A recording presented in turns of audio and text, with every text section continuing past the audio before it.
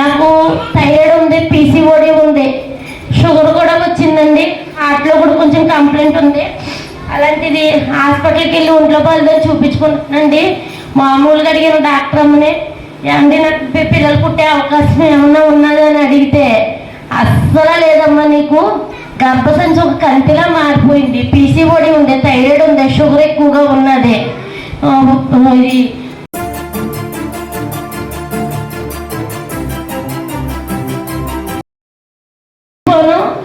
అయితే అనుకోకుండా మళ్ళీ వివాహం జరిగిందండి. సంబంధం వచ్చింది. నేను సిగ్గుతో ఎవరికి కూడా చెప్పలేదు. దైవజనులకి చెప్పిన ఇలా ఉన్నది పరిస్థితి అనండి. మే నెలలో వచ్చిన సంబంధం అక్టోబర్ నెల వరకు కూడా నేను చేసుకోనంటే చేసుకోనని అన్నానండి. ఎందుకంటే నేను చాలా నరకాలు అనుభవించాను. మళ్ళీ ఇంకో నరకం నేను అనుభవించలేక అందరూ ఎలా ఉంటారు, ఎవరైనా ఇంక మళ్ళీ ఎందుకు వచ్చిందనేసి వద్దంటే వద్దన్నానండి. అలాంటిది మా పెద్దమ్మ గారు మొత్తం చేశారండి, వివాహం చేశారండి.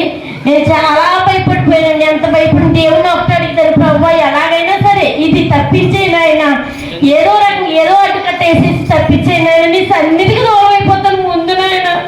నేను ఆదివారం వచ్చి నీ సన్నిధిని మొర పెట్టుకుంటున్నాను. నేను నీ దగ్గర నుంచి నేను దూరం అయిపోతాను ప్రభు అని చాలా ఏడ్చేదానండి. ఇంకా తప్పలేదు చేశారండి, చేసుకున్నాను. అయితే నా భర్త అయితే చాలా మంచి అయినండి. నేను ఎంత భయపడ్డాను. నా భర్త అయితే చాలా మంచి అయినా. ఒక తల్లి పెట్టినలా చూసుకుంటారు, ఒక తండ్రి పెట్టినలా చూసుకుంటారు, అలా నా భర్త నన్ను చూసుకుంటారండి. చాలా మంచి అయినండి. అసలు విషయం ఏంటంటే అండి, పాప ఇప్పుడు 15వ సంవత్సరం పాప అండి. నాకు థైరాయిడ్ ఉంది, పీసీఓడి ఉంది, షుగర్ కూడా వచ్చిందండి. హార్ట్లో కూడా కొంచెం కంప్లైంట్ ఉంది. అలాంటిది హాస్పిటల్కి వెళ్ళి ఒంట్లో బాగాలేదని చూపించుకుంటున్నానండి. మామూలుగా అడిగిన డాక్టర్ అమ్మని, ఏమండి నాకు పిల్లలు పుట్టే అవకాశం ఏమన్నా ఉన్నది అని అడిగితే, అస్సలు లేదమ్మా, నీకు గర్భసంచి ఒక కంతిలా మారిపోయింది, పీసీఓడి ఉంది, థైరాయిడ్ ఉంది, షుగర్ ఎక్కువగా ఉన్నది, ఇది గర్భసంచి అంతా ఇన్ఫెక్షన్ కింద అయిపోయిందమ్మా, అసలు అవకాశమే లేదన్నదండి. నేను తణుకు హాస్పిటల్ నుంచి మా ఇంటికి వచ్చే వరకు కూడా, మా ఊరు రాబట్టండి అక్కడికి వచ్చే వరకు కూడా బండి మీద ఏడుస్తూనే ఉన్నానండి. తండ్రి నన్ను ఎంతో మంది హెల్ప్ చేశారండి. ఒక బిడ్డను కొంతమంది, ఆడపిల్లని హెల్ప్ చేసిన వాళ్ళు కొంతమంది, కంటావా పెంచుతావా కొంతమంది, నా ఇంట్లో వాళ్ళే అయిన వాళ్ళు ఎన్ని మాట్లాడినారో తెలియదండి. తండ్రి చాలా బాధపడ్డానండి. ఏడ్చాను. ఇంటికి వచ్చిన తర్వాత నన్ను నేను నిదానించుకుని, ప్రభువా చెప్పినప్పుడు ఈ మనిషి కానీ దేవుడు కాదు కదా, నువ్వు సృష్టించిన మనిషి కదా తండ్రి, అందుమూలంగా నువ్వు మాట పలికితే చాలు కదా ప్రభువా, ఆవిడేం దేవుడు కాదు కదా అనేసేసండి అనుకుని నాకు దేవుడు ఇస్తాడని నమ్మకంతో ఉన్నానండి. 3 నెలల గర్భం వచ్చింది. అయితే పోయిందండి. చాలా బాధపడ్డాను. ఏంటైనా ఇచ్చేది ఇలాగైందంటే. ఏడ్చాక తర్వాత మళ్ళీ అనుకున్నాను, నువ్వు శ్రేష్టమైనది అయితేనే ఇస్తావు, మంచిది కాకపోతే తీసేస్తావు, అందుకే పోయింది అని అనుకున్నానండి.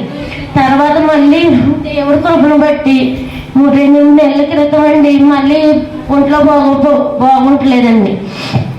అయితే మళ్ళీ ఒంట్లో బాగోపోతే ఒక రోజుని పడుకుని ఏడుతున్నాను, ప్రభు ఆశగలప్పుడు తృప్తి పడతావు కదా, అలాంటి శారాన్ని జ్ఞాపకం చేసుకున్నావు ప్రభు, నేను రాహిని జ్ఞాపకం చేసుకున్నా, లేని జ్ఞాపకం చేసుకున్నా, అన్నాన్ని జ్ఞాపకం చేసుకున్నావు, నన్ను ఎందుకు జ్ఞాపకం చేసుకుంటలేదు ప్రభు, నేను ఇంత దీవెనిచ్చావు, ఆశీర్వాదం ఇచ్చావు, నాకు ఒకే ఒక లోటు ఒక కుమారుని ప్రభు అనేసి చాలా వేదంతో ఏడ్చి కిందమే నేల మీద పడుకుని ఉన్నానండి. పడుకున్న తర్వాత ఆ రోజు నైటు మా గుమ్మాలో మా అరుగు మీదే ఒక తొట్టులో మగ పిల్లడు కనిపెడుతున్నాడండి. ఇదేంటిది, నాకేమో టైం కూడా కాదు, ఇలాగొచ్చింది ఏంటి దర్శనం నేర్చి అందుకు వాదార్చడము దేవుడు అనుకున్నాను. ఆ రోజు ఆదివారం, సరే ఆ టైం కాబట్టి దేవుని చిత్తం ఏమైందో ప్రభునండి ప్రార్థన చేసుకుని టెస్ట్ చేసుకుంటే పాజిటివ్ వచ్చిందండి. హాస్పిటల్కి వెళ్తే, అమ్మ నువ్వు గర్భవతివేనమ్మా, ఇంటి కాకపోతే కొంచెం ఎడంగా వచ్చింది కాబట్టి కొంచెం జాగ్రత్తగా ఉండాలి, పాప పెద్దది కాబట్టి కొంచెం జాగ్రత్తగా బరువులు లేకుండా జాగ్రత్తగా ఉండమ్మా అనేసి డాక్టర్ చెప్పారండి. డాక్టర్ చెప్పిన తర్వాత నెలలకు మందులు ఇచ్చారు, బాగానే ఉంది బిడ్డ బాగానే ఉన్నదమ్మా అనేసి అన్నారండి. అసలు పుట్టరు అవ్వదు జరగదు అన్న కార్యాన్ని దేవుడు నా పట్ల చేశాడండి. ఎంతో మంది దేవుడు నమ్ముకున్న కష్టాలు అందుకే నీ కష్టం దేవుడు విడిచిపెట్టేసి ప్రార్థనకి వెళ్తావు, బయటేసి వెళ్ళిపోతున్నావు, నువ్వేం సుఖపడుతున్నావు, నీకు ఎప్పుడు అప్పులే ఎప్పుడు బాధ అనేవారు. ఏ రోజుని కూడా నేను నాకు దేవుడు ఇచ్చిన దేవునే శాశ్వతమని చేసిన దేవుడు తండ్రి నా బాధలు దేవుడు చెప్పుకునేదాన్ని. ప్రభువా నాయన భారం పోయిపోతుందని ఎలాకి వారు అప్పులు వారు నీ ఒక పట్టులు వరుసలో తడిసిపోతున్నాను నాయన. ఏంటి తండ్రి నన్ను ఎంతమంది ఏం చేస్తున్నారు ప్రభు అన్నాడు. ఏసేపు చూశాను కదా తండ్రి, నేను ఒకరి ఆశించి బతకడం లేదు, నా కష్టం మీదే బతకాలని ఆశపడుతున్నాను నాయన. ఒక్కసారి జ్ఞాపకం చేసుకుని ఏడ్చేదానండి. నిజంగా ఎంత కనీసం నుంచుని టీ పెట్టుకోలేని స్థితి అండి. కూర్చుంటే కూడా ఉండేది కదా, అంతా వర్షంలో తడిసిపోతుందండి. దేవుడు 3 స్టేర్లు బిల్డింగ్ లో పెట్టాడండి. దేవుడు చేస్తున్నాను.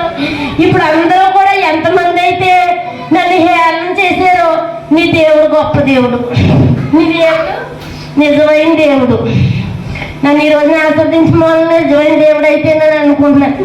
ఆ నోటితోటే దేవుడు నీ దేవుడు గొప్ప దేవుడు. నీ ప్రార్థన ఆలకించాడు. ప్రార్థనకి వెళ్తున్నావు, ఏం జరుగుతుంది అన్న వాళ్ళే నీ ప్రార్థన ఆలకించాడు దేవుడు అని ఎంతోమంది ఈ రోజుని దేవుడు గురించి, నా పట్ల దేవుడు చేసిన కార్యాల గురించి అందరూ కూడా అంటుంటే చాలా ఆనందంగా ఉందండి. దేవుడు చేసిన గొప్ప కార్యాన్ని బట్టి ఆయనకి ఏమి ఇచ్చినా నేను రుణం తీర్చుకోలేను.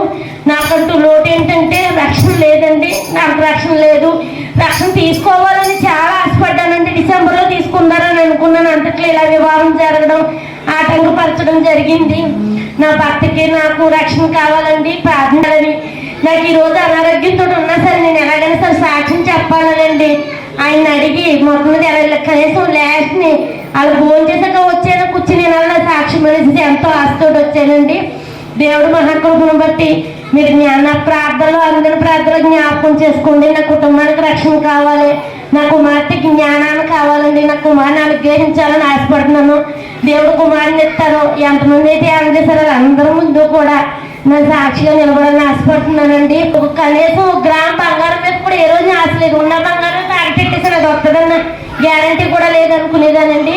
ఆ బంగారం తీర్పించుకోవడానికి దేవుడు కృప చూపించాడు. ఈ రోజుని నాకు బంగారం మీద ఆశ, డబ్బుల మీద ఆశ ఏ రోజు లేదు, ఇప్పటికీ లేదండి.